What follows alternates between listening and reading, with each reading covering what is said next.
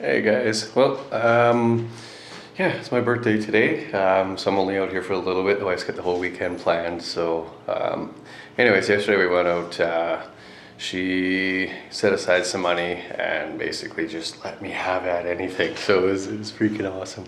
So anyways, one of the things I got was a new camera. So, it's my Canon, my new one. So yeah, it's pretty cool. It's capable of slow motion, so what I'll probably end up doing is using this one for like the far away one and use this camera for all the close-up stuff, because you can see right here, that's a piece of slag that I've caught the lens with.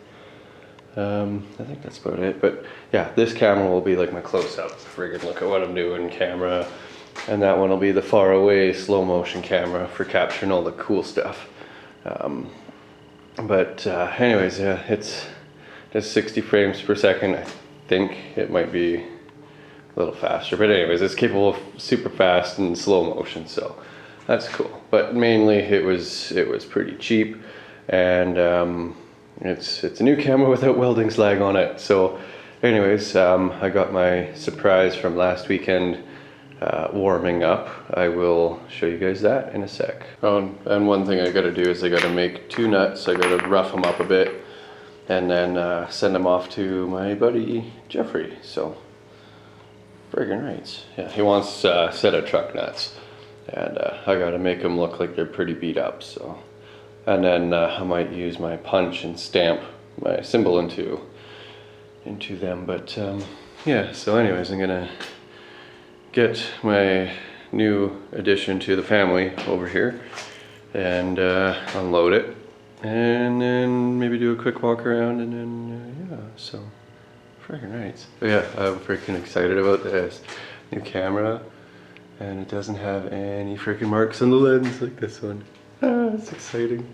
Alright, I think it's recording. Yeah. Alright guys, so this is my new truck. It's a 96 with, it's weird, somebody's cobbled it really bad. OBD1, the motor's out of like a 90 or 91, 92. The transmission's out of like a 96, 97 or 98. So with the OBD1, I don't have the controller to control the transmission, so it doesn't shift right, but I got it so cheap. And I already pulled parts off my Cummins for it, so yeah, that's a good looking truck. I'm using my new camera now, and it's got like auto stabilization, and it's actually kind of funky. But yeah, it's a 2-wheel drive, 318 auto, a nice truck. There's only that little bit of rust and that little bit of rust, and that's about it. It needs a rear bumper too. I've got a light for it still. It's just got a little bit of a chip right up here that I got to repair. But yeah, it's not freaking bad. So plans with this guy are to lower it.